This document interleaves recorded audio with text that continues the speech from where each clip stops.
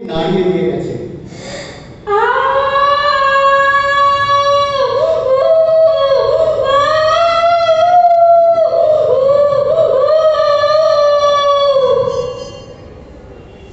এলো ওরা লোহার হাত করে নিয়ে, নখ যাদের তীক্ষ্ণ তোমার নেকড়েছে।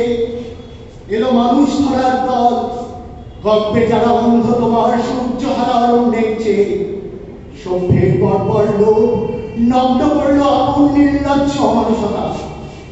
তোমার ভাষাহীন ক্রন্দনে বাষ্পাকুল অরণ্য পথে পঙ্কিল হলো ধুলি তোমার রক্তে অশ্রুতে মিশে। দস্যু পায়ে কাটা মারা জুতোর তলায় বিভৎস কাদার পিণ্ড চিরচিহ্ন দিয়ে গেল তোমার অপমানিত ইতিহাসে।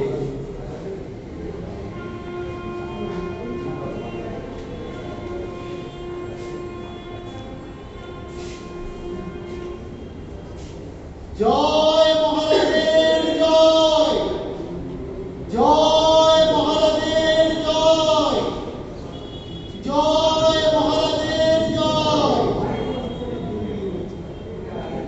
তাহলে শোনো সবাই, আজ থেকে একটা কথা জেনে রাখো, অভিযোগ থাকলে অভিযুক্ত বলা যায় না।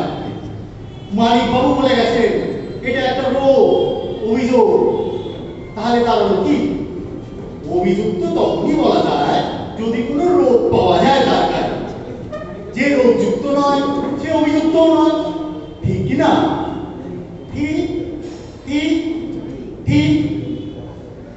তা মামনি, তুমি তো ডাক্তার, শুনি তো অভিযুক্ত বলা আগে কোনো রোগ আছে কিনা সেটা চেক করোনি? আগে না, তা করিনি। তবে রোগ তো কারোর একার নয়, রোগ তো সমাজের। সমাজ? সেখানে তোমার কি কাজ? আমরা শুধু স্বাস্থ্য ব্যবস্থার সংস্কার নয়, গোটা সমাজের সংস্কার করতে চাই। সংস্কার কি দরকার? বিগত সব চলছে বলে জানি, খুন ধর্ষণ রাহাজানি। আর কেন মানি? সে কি মহারাজ, আপনি সব জেনেও এসবের নিষ্পত্তি করবেন না? দোষীদের শাস্তি দেবেন না? দোষী? কে কয় দোষী? রাজারে যারা রাখে খুশি, তারা যদি কিছু দোষ করে কম বেশি, তাতে অপরাধের কি হলো? কি হে, তোমরা কিছু বলো? আজকে দোষীদের একজন সিন্ডিকেট রাজ, তাদের অপকর্মের প্রমাণ লোপাট করাই এখন আমাদের কাজ মহারাজ। বাহ, কথাটা বেশ বলেছো বটে। মেরে বুদ্ধি দেখছি তোমাদের ঘটে। এই বিদূষক, তোমার তো রাজা হওয়ার খুব শখ, কত ঝক্কি সেটা দেখেছো কি? আগে জানি মহারাজ, তাই তো শুধু মিডিয়া বাইট দেওয়াই আমার কাজ। শোনো মামনি, তোমরা ডাক্তার, হাসপাতালে তোমাদের দরকার, তোমরা বড় প্রিয় কাজে। আর এইসব আন্দোলন দাবি এ শুধু সময় নষ্ট বাজে। আমাদের কাজের জায়গা এখনো নিরাপদ নয় মহারাজ। ওখানে এখনো অপরাধীরা ঘুরে বেড়াচ্ছে আর নিয়মিত থ্রেট দিচ্ছে। নিরাপদ নয়?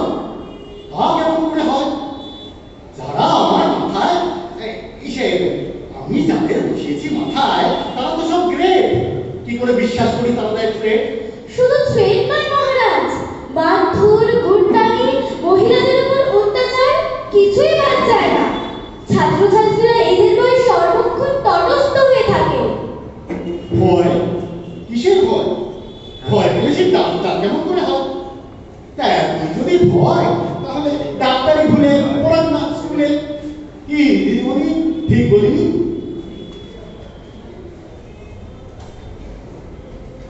মহারাজ, শিক্ষা হলো সমাজের মেরুদণ্ড, আর আজ সেই শিক্ষা টাকার বিনিময়ে বিক্রি হচ্ছে। আমরা যারা যোগ্য তারা দিনের পর দিন রাস্তায় বসে আছি, আর আপনার ছত্রছায়ায় থাকা কিছু মানুষ টাকার বিনিময়ে কিছু অযোগ্য লোককে শিক্ষকতার চাকরি দিচ্ছে। এর চেয়ে ভয়ঙ্কর আর কি হতে পারে মহারাজ? হ্যাঁ, তা তো বটেই। কিছু লোক কাজ পাচ্ছে, করে খাচ্ছে, তা কি সহ্য হয়? আপনাদের উদ্দেশ্য আন্দোলন করা, চাকরি দেওয়া তো নয়। সে কি মহারাজ, এইভাবে ঘুষ দিয়ে চাকরি পাওয়া আপনি সমর্থন করেন? তা আবার শিক্ষকের চাকরি, যেখানে লক্ষ লক্ষ শিশু ভবিষ্যৎ উজ্জ্বল করছে। এই দেখো কান্দ নাকি? নারীর চোখে জল, আমারই করে দুর্বল। চোখ বোঝো, চোখ বোঝো। তোমাদের দোষ নাই, আগে তো রাজার বচন শোনা যায়। ওই হে সভাকবি, শুনেছি তোমায় সবাই ভাব কবি বলে। তা সারাদিন বসে কত ছাইপাশ লেখো, সেগুলো বিক্রি হয়, চলে? আর কি আমার লেখা কে আর কেমন কেনে? তবে মুখে মুখে ফেরে, বাসে ট্রেনে। বেশ বেশ, আমার তো আঁকা ছবি, কবিতার বই, সেসব যায় বই। লোকে কোটি কোটি টাকা দিয়ে কিনে ফেলে দেয় না তো ট্রেনে। সে সাহসকার নেই মহারাজ। তাছাড়া আপনার কাজের অর্থ সাধারণের বুঝতে যাওয়া ব্যর্থ। হ্যাঁ হ্যাঁ, তা বটে, তা বটে। তবে যে কথা মুখে মুখে ফেরে শোনাও এনারে। এরা যদি থেকে যায় রাস্তায় আমরণ, বসে বসে আওড়া রাজার বচন। শোনো শোনো তোমরা, দিতে হলে মাইনে, শিক্ষক চাইলে, শিক্ষায় লাভ নাই, রাজনীতি করা যায়। এমন কথা বলবেন না মহারাজ। আপনি কোটি টাকা খরচা করে উৎসব করেন, আর শিক্ষককে মাইনে দিতে আপনার এত অসুবিধা। আজ নামমাত্র মাইনে নিয়ে আপনার লোকজন চুক্তিভিত্তিক শিক্ষক রেখে স্কুল ভরাচ্ছে। ওদিকে শয়ে শয়ে প্রকৃত শিক্ষকের পদ শূন্য। এদিকে যারা ঘুষ দিয়ে শিক্ষক হয়ে ঢুকছে, স্কুলে ঢুকে তারা রাজনীতি করছে, শিক্ষার পরিবেশ নষ্ট করছে। যাদের নিজেদেরই শিক্ষা নেই, তারা আমাদের কি শিক্ষা দেবে? অশিক্ষার রাজনীতি সমাজের পক্ষে ক্ষতিকারক মহারাজ। আর সমাজ বলি, সেটা দেখার জন্য তো একজন আছে, আমি মহারাজ। আর আপনার যদি একই চিন্তা, তবে ঠাকুর বসে বসে বসে কাটান দিনটা।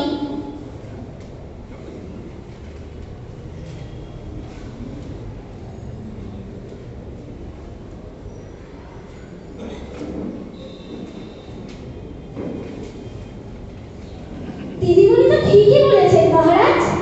আজ স্কুল, কলেজ, হাসপাতাল, পুলিশ প্রশাসন সর্বত্র অযোগ্য লোকে ভরে গেছে।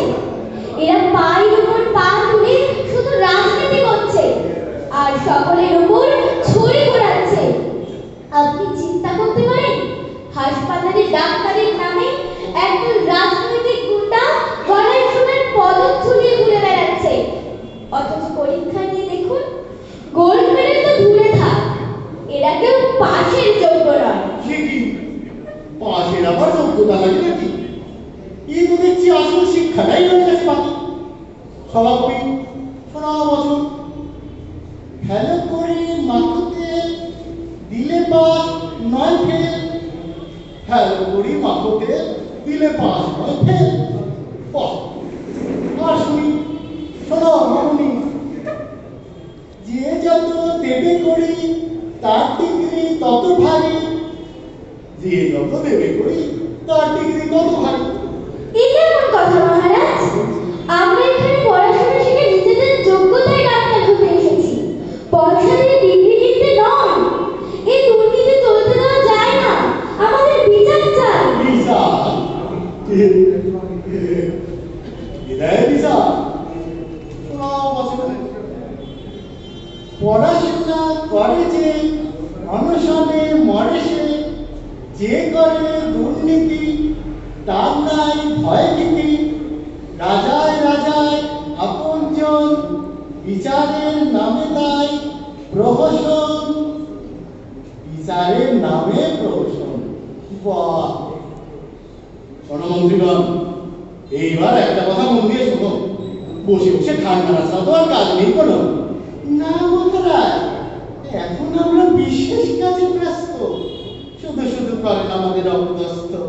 হ্যাঁ, তো বটেই। তোমরা বলে অকৃতজ্ঞ, অকর্মণ্য, অদূরদর্শী জ্ঞানী গুণী। তা কি বিশেষ কাজ শুনি? তাকে পাশের দেশের অবস্থা উত্তাল। অন্তর্গত গোটা দেশ বেসামাল। ঠিকই, পাশের দেশ হলো নাকি? তো পাশের দেশে কি হয় তাতে তোমাদের কি? এ তো মহা মুশকিল হলো দেখি। আমি মরছি আমার জ্বালায়, কেঁচো করতে কখন কি বার হয়, আর তোমরা ভাবো পাশের দেশে ভাবনা। তোমাদের সাহস তো দেখি কম না। মহারাজ, ও দেশে ধর্ম নিয়ে চলছে কাটাকাটি, তাই ভাবি আমাদের হাতে সুযোগ ফাটাফাটি। সুযোগ হলো কি? ভোটের যোগ। আগে গত বছরে এ রাজ্যে লোক ঢুকেছে কয়েক লক্ষ, তাদের দলে টলে ছিল আমাদের প্রধান লক্ষ্য। এখন যদি বলে আর কিছু শরণার্থী, তাহলে এবছর এরাই হবে আমাদের ভোট প্রার্থী। বাহ, তোমরা দেখি ফলদর্শী জ্ঞানী, আমি তো এত ভেবে দেখিনি। শুধু মৃত্যুকেরা বলে ওরা নাকি বিধর্মী। বুঝুন কথা, ওরা আমাদের ভাই বোন, দলের কর্মী। আশা সংস্কার তোমাদের বুদ্ধির জুড়ি মেলাবা। তবে এ রাজ্যে কিছু মানুষ ক্ষিপ্ত, তাই দিকে দিকে একটা বিক্ষিপ্ত। বিক্ষোভ কেন? কিসের বিক্ষোভ? কন্যা ভরিয়ে দিই ভাতায়, এরপরে এরা আর কি চান? আগে লোক বাড়লে স্থান হবে অকুলান, আর সেই সঙ্গে কাজের অভাবে এদের পেটে পড়বে টান।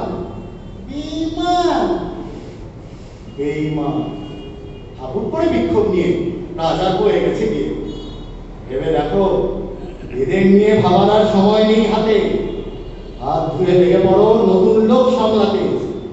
যারা ঢুকেছে বোন ভাই সবারে ভোটার কার্ড দেওয়া যায়।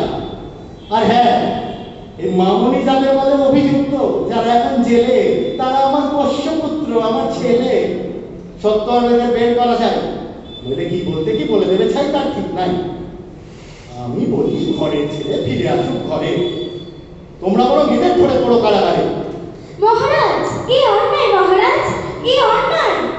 আপনি অন্যায়কে প্রশ্রয় দিচ্ছেন, অপরাধীদের শক্তি যোগাচ্ছেন। এরা কলেজে, কর্মক্ষেত্রে, হাসপাতালে সর্বত্র মানুষকে ভয় দেখাচ্ছে, হুমকি দিচ্ছে, দিনের পর দিন লোক ঠকাচ্ছে। এরা মানুষের জমি বাড়ির টাকা আত্মসাৎ করছে।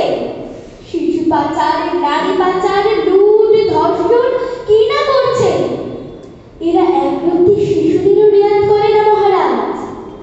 এরাই হাসপাতালে জাল ওষুধের কারবার চালায়, এমনকি মৃতদেহ নিয়ে জঘন্য ব্যবসা করে। আমাদের বোন এর প্রতিবাদ করেছিল, আপনারা তাকে কদর্যভাবে হত্যা করেছেন। আমার বোনের মৃত্যু শুধু একটা প্রাতিষ্ঠানিক হত্যাই নয়, আমার বোনের মৃত্যু একটা সুপরিকল্পিত সংগঠিত রাজনৈতিক হত্যা। আমার মুখ বন্ধ করলেই মানুষের আওয়াজ থামবে না মহারাজ। আজ দিকে দিকে তিলোত্তমারা জেগে উঠেছে, মানুষ মশাল হাতে এগিয়ে আসছে, তাদের চিৎকার দিকে দিকে ছড়িয়ে পড়েছে।